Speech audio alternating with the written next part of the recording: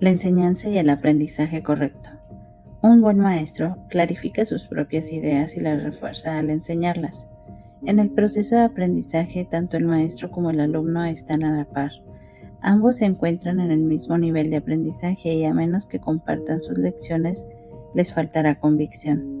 Un buen maestro debe tener fe en las ideas que enseña, pero tiene que satisfacer además otra condición. Deben tener fe en los estudiantes a quienes ofrece sus ideas. Muchos montan guardia en torno a sus ideas porque quieren conservar sus sistemas de pensamiento intactos y aprender significa cambiar. Los que creen estar separados siempre temen cambiar porque no pueden concebir que los cambios sean un paso hacia adelante en el proceso de subsanar la separación. Siempre los perciben como un paso hacia una mayor separación, debido a que la separación fue su primera experiencia de cambio. ¿Crees que si no permites ningún cambio en tu ego alcanzarás la paz? Esta marcada confusión solo puede tener lugar si sostienes que un mismo sistema de pensamiento puede elegir sobre dos cimientos distintos. Nada puede llegar al espíritu desde el ego, ni nada puede llegar al ego desde el espíritu. El espíritu no puede ni reforzar al ego ni aminorar el conflicto interno de este. El ego en sí es una contradicción. Tu falso ser y el ser de Dios están en oposición, y lo están con respecto a sus orígenes, rumbos y desenlaces. Son fundamentalmente irreconocibles porque el espíritu no puede percibir y el ego no puede gozar de conocimiento. No están, por lo tanto, en comunicación, ni jamás lo podrán estar. El ego, sin embargo, puede aprender aun cuando su hacedor esté desencaminado. Este, no obstante, no puede hacer que lo que fue infundido con vida sea completamente exánime. El espíritu no tiene necesidad de que se le enseñe nada, pero el ego sí. El proceso de aprender se percibe en última instancia como algo aterrador porque conduce a no la destrucción del ego, sino al abandono de éste a la luz del espíritu. Este es el cambio que el ego no puede sino tener, puesto que no comparte mi caridad. La lección que yo tuve que aprender es la misma que tú tienes que aprender ahora, y puesto que la aprendí, puedo enseñártela. Nunca atacaré a tu ego, si bien estoy tratando de enseñarte cómo surgió su sistema de pensamiento. Cuando te recuerdo tu verdadera creación, tu ego no puede por menos que reaccionar con miedo. Aprender y enseñar son los mayores recursos de que dispones ahora porque te permiten cambiar la mentalidad y ayudar a otros a hacer lo mismo. Negarte a cambiar de mentalidad no conseguiría probar que la separación ocurrió. El soñador que duda de la realidad de su sueño mientras todavía está soñando no está realmente sanando su mente dividida. Tú sueñas con un ego separado y crees en el mundo que se basa en él. Todo ello te parece muy real. No puedes deshacerlo sin cambiar de mentalidad al respecto. Si estás dispuesto a renunciar al papel de guardián de tu sistema de pensamiento y ofrecérmelo a mí, yo lo corregiré con gran delicadeza y te conduciré de regreso a Dios. Todo buen maestro espera impartir a sus estudiantes tanto de lo que él mismo ha aprendido que algún día dejen de necesitarle. Este es el verdadero y único objetivo del maestro.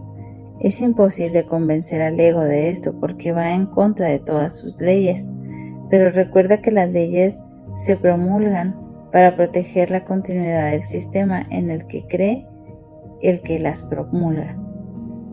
Es natural que el ego trate de protegerse a sí mismo una vez que lo inventaste, pero no es natural que desee obedecer sus leyes a menos que tú creas en ellas. El ego no puede tomar esta decisión debido a la naturaleza de su origen, pero tú puedes tomarla debido a la naturaleza del tuyo. Los egos pueden chocar en cualquier situación, pero es imposible que el espíritu choque en absoluto. Si percibes a un maestro simplemente como un ego más grande, sentirás miedo, ya que agrandar un ego es aumentar la ansiedad que produce la separación. Enseñaré contigo y viviré contigo si estás dispuesto a pensar conmigo, pero mi objetivo será siempre eximirte finalmente de la necesidad de un maestro. Esto es lo que es opuesto al objetivo del maestro que se deja guiar por el ego. A ese solo le interesa el efecto que su ego pueda tener sobre otros egos y por consiguiente interpreta la interacción entre ellos como un medio de conservar su propio ego. Yo no podría dedicarme a enseñar si creyeras eso, y tú no serás un maestro dedicado mientras lo creas. Se me percibe constantemente como un maestro al que hay que exaltar o rechazar, pero yo no acepto ninguna de esas dos percepciones de mí mismo. El que enseñe o aprendas no es lo que establece tu valía. Tu valía la estableció Dios. Mientras sigas oponiéndote a esto, todo lo que hagas te dará miedo, especialmente aquellas situaciones que tiendan a apoyar la creencia en la superioridad o en la inferioridad. Los maestros tienen que tener paciencia y repetir las lecciones que enseñan hasta que éstas se aprendan. Yo estoy dispuesto a hacer eso porque no tengo derecho a fijar los límites de tu aprendizaje por ti. Una vez más, nada de lo que haces, piensas o deseas es necesario para establecer tu valía. Este punto no es debatible, excepto en fantasías. Tu ego no está nunca en entredicho porque Dios no lo creó. Tu espíritu no está nunca en entredicho porque Él lo creó. Cualquier confusión al respecto es ilusoria y mientras perdure esta ilusión, no es posible tener dedicación alguna. El ego trata de explotar todas las situaciones para vanagloriarse a fin de superar sus propias dudas. Seguirá lleno de dudas mientras tú sigas creyendo en su existencia. Tú que lo inventaste no puedes tener confianza en él porque cuando estás en tu mente recta te das cuenta que no es real. La única solución cuerda es no tratar de cambiar la realidad, lo cual sería ciertamente aterrador, sino aceptarla tal como es. Tú formas parte de la realidad, la cual permanece inmutable más allá del alcance del ego, aunque fácilmente al alcance del espíritu. Cuando sientas miedo, aquíétate y reconoce que Dios es real y que tú eres su Hijo amado en quien Él se complace. No dejes que tu ego refute esto porque el ego no puede conocer algo que está tan lejos de su alcance como lo estás tú. Dios no es el autor del miedo.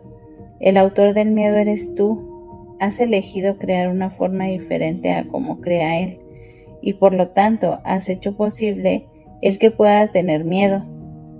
No estás en paz porque no estás desempeñando tu función. Dios te encomendó una función muy elevada que no estás llevando a cabo. Tu ego ha elegido estar atemorizado en vez de llevarlo a cabo. Cuando despiertes te será imposible entender esto porque es literalmente increíble. No creas lo increíble ahora. Cualquier intento de incrementar tu credibilidad es simplemente un intento de posponer lo inevitable. La palabra inevitable le causa terror al ego, pero es motivo de júbilo para el espíritu. Alcanzar a Dios es inevitable y tú no puedes eludirlo, de la misma manera en que Él no te puede eludir a ti. El ego tiene miedo del gozo del espíritu, porque una vez que lo hayas experimentado, dejarás de proteger y de atribuirle valor al miedo. Le atribuyes gran valor ahora porque el miedo es un testigo de la separación y tu ego se regocija cuando das testimonio de ella. Repúdialo, no le escuches ni le ampares. Escucha únicamente a Dios, que es tan incapaz de engañar como lo es el espíritu que Él creó. Libérate y libera a otros. No les ofrezcas a los demás una imagen de ti mismo falsa e indigna, ni tampoco aceptes una imagen similar a ellos. El ego ha construido para ti un hogar mísero e inhóspito porque no puedes construir de ninguna manera. No trates de mantener en pie ese hogar ruinoso. En su debilidad radica tu fuerza. Solo Dios pudo erigir un hogar digno de sus creaciones, las cuales han elegido dejarlo vacío, desahuciándote así a sí mismas. No obstante, su hogar seguirá en pie eternamente, listo para cuando decidas entrar a ocuparlo. De esto puedes estar completamente seguro. Dios es tan incapaz de crear lo perecedero como el ego de fabricar lo eterno. Desde tu ego no puedes hacer nada para salvarte o para salvar a otros, pero desde tu espíritu puedes hacer cualquier cosa para salvar a otros o para salvarte a ti mismo. La humildad es una lección para el ego, no para el espíritu. El espíritu está más allá de la humildad porque reconoce su esplendor y gustosamente irradia su luz por todas partes. Los mansos heredarán la tierra porque sus egos son humildes, y esto hace que su percepción sea más fidedigna. El reino de los cielos es el derecho del espíritu cuya belleza y dignidad están mucho más allá de cualquier duda, más allá de la percepción, y se alzan para siempre como las señales del amor de Dios hacia sus creaciones, las cuales son absolutamente dignas de Él y solo de Él. Ninguna otra cosa es lo suficientemente valiosa como para poder ser una ofrenda para una creación de Dios mismo. Yo seré un sustituto de tu ego, si así lo deseas, pero nunca de tu espíritu. Un padre puede dejar su hijo al cuidado de un hermano mayor que haya demostrado ser responsable, pero esto no entraña confusión alguna acerca de quién es el padre.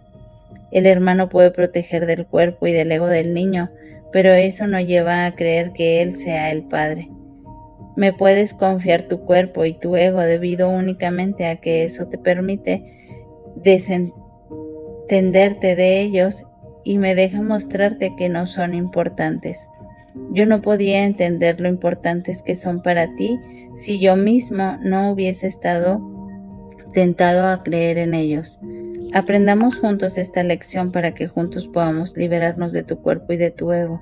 Necesito maestros dedicados que compartan mi objetivo de sanar la mente. El espíritu no tiene ninguna necesidad de que ni tú ni yo lo protejamos. Recuerda lo siguiente: en este mundo no hay por qué tener tribulaciones porque yo he vencido al mundo. Por eso es por lo que debes estar animado.